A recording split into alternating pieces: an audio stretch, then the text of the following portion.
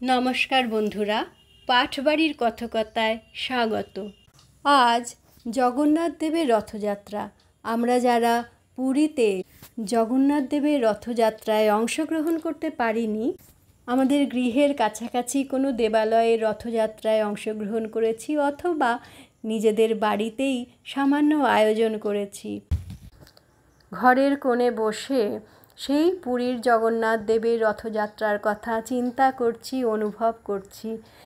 তাদের জন্য বৃহৎ জগন্নাথ সারাবলি থেকে জগন্নাথ লীলা বিষয়ক পাঠের আয়োজন করেছি আমরা। গতকাল পাঠ করেছিলাম রথযাত্রার উদ্যোগ, অধিবাস পর্ব, বিঘ্নদাতাগণের পূজার আয়োজন, প্রহরে প্রহরে প্রভুর বসন বদলানো, নিশান্তে অভিষেকান্তে প্রভুর রাজবেশ পরিধান পর্যন্ত। শ্রোতা বন্ধুদের অসংখ্য ধন্যবাদ, আপনারা পাঠটি মনোযোগ সহকারে শুনেছেন। আজ সকালে পাঠের বিষয় ছিল রথসজ্জা এবং জগন্নাথ দেবের রথারোহণ পর্ব। জগন্নাথ দেব রাজবেশে অপেক্ষমান রথের জন্য। রথ সুসজ্জিত করা হয়েছে। বলরাম, সুভদ্রা এবং জগন্নাথ দেব রথে আরোহণ করেছেন। বিকেলে হবে রথ টান। আমরা এখন প্রভুর রথযাত্রা দর্শন করব। রথ টানতে বহু লোক সমাগম। দেবতারাও এসেছেন রথপরি জগন্নাথ দেবের দর্শন লাভের আশায়। কারণ রথে জগন্নাথ দেবকে দর্শন করলে পঞ্চম পাপের পাপী মোক্ষপদ পায় এবং জন্মার্জিত পাপ খণ্ডন হয়। কায়েন মনসা বাচা কর্মণা যৎকৃতং ময়া জ্ঞানাজ্ঞানং কৃতং পাপং সর্বপাপ হরো হরি। শরীরের দ্বারা, বাক্যের দ্বারা, মনের দ্বারা, কর্মের দ্বারা এবং জ্ঞান ও অজ্ঞানতাবশত যে পাপ আমরা করে থাকি, সেই পঞ্চম পাপ শ্রীহরি হরণ করেন। জগন্নাথ দেব আজ পথে নেমে ভক্তদের দর্শন দিচ্ছেন, কৃপা করছেন। চতুর্দিকে জগন্নাথ দেবের জয় জয়কার, বলরামের, মা সুভদ্রার জয় জয়কার। কিন্তু রথ যে চলে না। এত শকতি দিয়ে রথ টানা হচ্ছে, রথ চলে না। আজকের পাঠ এইখানেই। রথযাত্রা ও সকলের রথ টানিতে অপারগতা এবং পঞ্চজন ভক্ত দীন দরিদ্রের সন্তোষ বিধানার্থ ইন্দ্রদ্যুম্ন প্রতি দৈববাণী। তবে চতুর্দিকে মহাজয়ধ্বনি হইল, হরি শব্দ করি রথ টানিতে লাগিল। বলরাম রথ আগে চলিল সত্বর, পশ্চাতে সুভদ্রা রথ চলে তারপর। জগবন্ধু রথ তবে টানে কুতূহলে, অনেক শকতি করে রথ নাহি চলে। দেখিয়া সকল লোক করে জয় জয়, চতুর্দিকে হরিধ্বনি ঘন ঘন হয়। সহস্র সহস্র লোক কাছি ধরি টানে, নাহি জাগে মহারথ সবে ভাবে মনে। দেবগণ শূন্যরূপী আছে সেইখানে, তাহারা সকলে গিয়া কাছি ধরি টানে। কাছি হচ্ছে রথের দড়ি। আর দেবগণ শূন্যরূপী মানে কি না, দেবগণ তো এসেছেন কিন্তু কেউ দেখতে পাচ্ছে না, চিনতে পারছে না। বেশ বদল করে দেবগণ এসেছেন, একমাত্র চিনতে পারছেন পুণ্যবান রাজা ইন্দ্রদ্যুম্ন। তা কেউ যে দেবগণকে দেখতে পাচ্ছে না, এই জন্য হচ্ছে শূন্যরূপী। তা সকলে তো টানছে কিন্তু রথ চলছে না। তাহাতেও রথ নাহি চলে কদাচন, ধরিলেক যত সিদ্ধ সাধ্য মুনিগণ। ইন্দ্রদ্যুম্ন নরপতি ধরিল আপনি, যক্ষ রক্ষ বিদ্যাধর রথ কাছি টানি। স্বর্গ মর্ত পাতাল হইল এক মিলে, টানিলেক রথ সবে রথ নাহি চলে।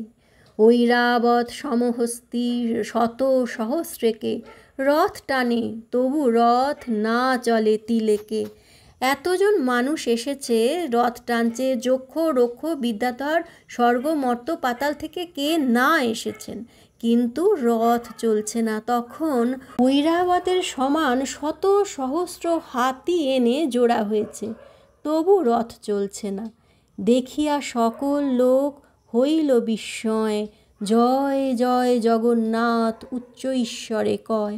নানা বাদ্য কোলাহল নানা সংকীর্তন, নানা মতো রথে সবে করো এ পূজন। ধূপ দীপ নৈবেদ্য যে 16 উপচারে, পূজা ভক্তি করে সবে রথের উপরে। গতকালকে রথের উদ্যোগেই দেখেছিলাম কত শত আয়োজন রথযাত্রার জন্য। সেই সব দিয়ে 16 উপাচারে পূজা করা হচ্ছে, কিন্তু রথ চলে না। দেবাসুরে নাগ নরে যত লোক ছিল অষ্টাঙ্গ প্রণতি করি ভূমেতে পড়িল। বেদ মন্ত্র বেদ পাঠে করে নানা স্তুতি, কৃপা করো কৃপাময় দেব জগৎপতি। সকলের মূল তুমি সকল আধার, ব্রহ্মাণ্ড জড়িত বিশ্বম্ভর অবতার। তোমারে চালিতে প্রভু নাহি ত্রিভুবনে, আপনি চলহ প্রভু আপনার গুণে। এর আগে রথারোহণ পর্বতে আমরা দেখেছিলাম যে জগন্নাথ দেবকে রথে আরোহণ করানো হবে। তো শক্তি কোথায় সাধারণ মানুষের? জগন্নাথ দেব নিজে না কৃপা করলে শক্তি নেই তাকে সরানোর। রথ চলছে না বলে সকলে স্তুতি করছে যে প্রভু তুমি আপনিই চলো, নিজেই চলো নিজের গুণে। আমাদের যিনি চালনা করেন, আমাদের শক্তি কি তাকে চালনা করি। তাই সকলেই স্তব স্তুতি করছেন। শ্রুতি স্মৃতিবেত্তা যত যাজ্ঞিক ব্রাহ্মণ স্তুতি বাক্য চতুর্দিকে করে উচ্চারণ। দেব ঋষি ব্রহ্ম ঋষি আদি যত মুনি চতুর্দিকে উচ্চ ঈশ্বরে করে বেদধ্বনি। চতুর্দিকে এই মতো মহাগণ্ডগোল, প্রলয়ের কালে যেন সমুদ্র কল্লোল। যতে করিল সবে কিছুই নহিল, মহা কষ্ট করি তবু রথ না চলিল। সেই সকলে কাছি ধরে টানছে, হেঁয়ো হেঁয়ো, গায়ে যত জোর আছে শক্তি আছে, শত সহস্র হাতি দেওয়া হয়েছে, কিছুতেই রথ চলছে না। এত এত কোলাহল যেন প্রলয়ের কালে সমুদ্রের কল্লোল হচ্ছে, তবু রথ চলছে না। দেখি ইন্দ্রদ্যুম্ন রাজা হইল বিস্মিত, পুনরপি বলে তবে ডাকি পুরোহিত। বিঘ্নদাতা গণে তুমি করিলে পূজন, অভিপ্রায় বুঝিকার হইল খণ্ডন। ইন্দ্রদ্যুম্ন অবাক হয়ে গেছেন যে কেন চলছে না রথ। ব্রাহ্মণ পুরোহিতদের ডেকে বলছেন, কালকে তো বিঘ্নদাতাগণের পুজো হলো। সে সকল বর্ণনা গতকালের পাঠে রয়েছে যে বিঘ্নদাতাগণের পুজো কিভাবে হয়েছে, কাদের কাদের পুজো দেওয়া হয়েছে। তবু কিসে যে অপরাধ হয়ে গেল, এখন আবার পুজো করো। পুনরপি পুজো তবে একান্ত চরিতে, অরিষ্টি খণ্ডিয়া রথ চলে যেন মতে। এত বলি পুনর্বার করে পূজার্চন, নানা দ্রব্যে হুতাসনে করয়ে হবন। হবন হচ্ছে যজ্ঞ, হোম। আবার হোম যজ্ঞ হোক। রথ ছাড়ি সকলেতে যজ্ঞ আরম্ভিল, হেনকালে সেই স্থানে দৈববাণী হইল। শুনো শুনো ইন্দ্রদ্যুম্ন বিশেষ বচন, বিঘ্নদাতাগণ রাজা হইল তোষণ। সেই সময় দৈববাণী হচ্ছে যে ইন্দ্রদ্যুম্ন শোনো, বিঘ্নদাতাগণ তুষ্টই আছেন। দেবাসুর নাগ নরে যত যত জন, যথাযোগ্য সকলের হইল তোষণ। তাহার কারণে রথ স্থির কভু নয়, যে কারণে স্থির আছে শুনো সুনিশ্চয়। পুজো দান ধ্যান কিছুতে দোষ হয়নি, কোথায় তবে ত্রুটি? ত্রুটি হল দিনহীন পঞ্চজন দেবালয়ে পাছে, এক পক্ষ পর্যন্ত তথায় পড়িয়াছে। অতি অকিঞ্চন পঞ্চ দারিদ্র ভাজন, পড়িয়াছে দারু ব্রহ্মে ভাবি সনাতন। এ পর্যন্ত তাহাদের তল্লাশ না করো, শীঘ্র গিয়া তাহাদিগে আনো নরবর। নরবর হচ্ছে রাজা, নরশ্রেষ্ঠ। রাজা তুমি নিয়ে এসো 5 জন দিনহীন ব্যক্তি দেবালয়ের পিছনে পড়ে আছে এক পক্ষকাল 15 দিন ধরে। সেই দরিদ্রদের নিয়ে এসো তুমি। তাহাদিগে তুষ্ট করো বহু রত্নদানে, 5 জন তুষ্ট হইলে তুষ্ট নারায়ণে। আমরা বলি না দরিদ্র নারায়ণ সেবা, দরিদ্রের মধ্যে নারায়ণ রয়েছে, ঈশ্বর রয়েছে। তেলা মাথায় তেল তো অনেকেই দেয়, কিন্তু জগন্নাথ দেব প্রভু শ্রীহরি অনাথের নাথ, কাঙালের নাথ। তাই বললেন যে 5 জন যদি তুষ্ট হন, নারায়ণ তুষ্ট হবেন। সেই 5 জন আসি বিমান টানিবে, 5 জন হইতে রথ আপনি চলিবে।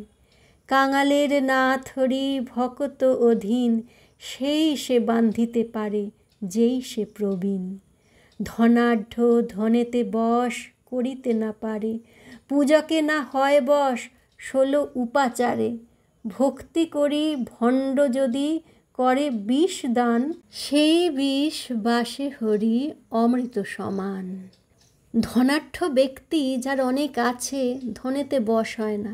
পূজক তাকে 16 উপাচার দাও, বশ করতে পারবে না।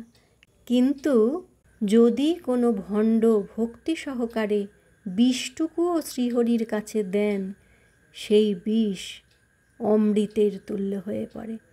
মীরাবাইকে ভোজরাজের ভাই কত অত্যাচার করেছিল না? বিষধর সাপ ভগবানের প্রসাদী মালা বলে দেওয়া হয়েছে। মীরাবাই মাথায় ঠেকিয়ে ভক্তি সহকারে ঝাঁপি খুলে দেখেছে সত্যি মালা। মীরাবাইকে গরল এনে দেওয়া হয়েছে চরণামৃত বলে। মীরাবাই মাথায় ঠেকিয়ে ভগবানকে স্মরণ করে চরণামৃত পান করেছেন। সে গরল সত্যি অমৃত হয়ে গেছে। তাই বলা হলো, ভক্তি করি পুষ্প জলে যেই পূজা করে, তাহারে বাসেন হরি 16 উপচারে। শ্রীমদ্ ভগবত গীতাতেও 9ম অধ্যায় রাজবিদ্যা রাজগুহ্য যোগের 26 নম্বর শ্লোকে বলা হচ্ছে, যিনি আমাকে ভক্তিপূর্বক পত্র পুষ্প ফল জল দান করেন, আমি শুদ্ধচিত্ত ব্যক্তির ভক্তি প্রদত্ত সেই উপহার প্রীতিপূর্বক গ্রহণ করি। সোনা দানা ধন রত্ন কিচ্ছু না, পত্র পুষ্প ফল জল, এইটুকু কিছু যদি না থাকে, শুধু জল দাও, তুলসী পাতা 2টি নিয়ে ঈশ্বরের চরণে দাও, তাতে বাসেন হরি 16 উপচারে। সেইটাকেই হরি 16 উপচার বলে মনে করেন। ভক্তিতে কাছুটি যদি করে কেহ দান, তাহাতে করেন পট্টবস্ত্রের সমান। ধন রত্ন হীনে করে মানস অর্পণ, তাহাকেই জ্ঞান করে অমূল্য রতন। মানস অর্পণ, মনে মনে চিন্তা করা হলো যে এইটা শ্রীহরিকে অর্পণ করলাম, সেইটি ধন রত্ন মনে করেন শ্রীহরি। কাছুটি একটু যদি সুতোও দেওয়া হয়, সেটাই পট্টবস্ত্রের সমান হয়ে যায়। তা সেখানে কি দরকার? আসল দরকার হচ্ছে ভক্তি।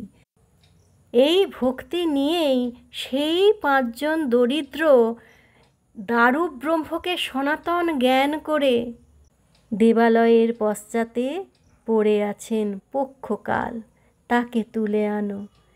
তারা রথ টানুক, তবে রথ চলবে। দৈববাণী শুনি রাজা এতেক শ্রবণে, ততক্ষণে চলে পঞ্চদরিদ্রের স্থানে। দেখে অতি দীনহীন ক্লেশী 5 জন, অস্থি চর্মসার আছে করিয়া শয়ন। সমাদরে নরপতি তুষিল সবারে, পট্টবস্ত্র পরাইল অতি সমাদরে।